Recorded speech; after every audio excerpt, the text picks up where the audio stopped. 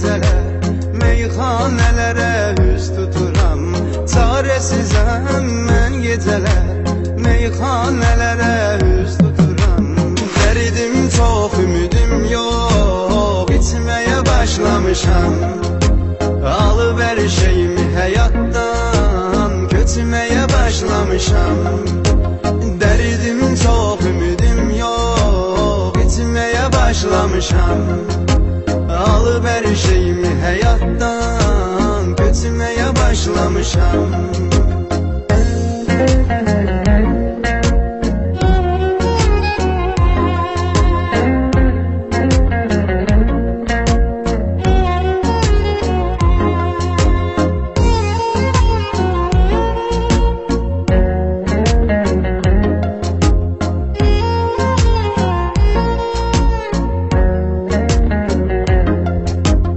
Yaşadığım çətinliyim mənə tanıdır, dostuyadır.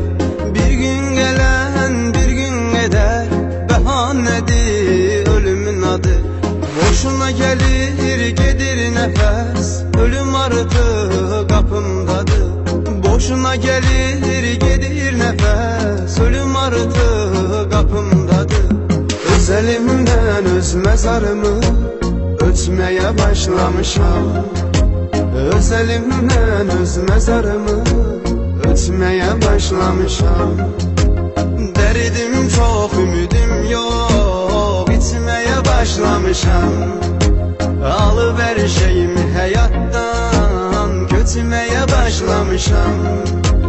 Dərdim çox, ümidim yox, içməyə başlamışam. Alıp her şeyimi həyatdan götürməyə başlamışam.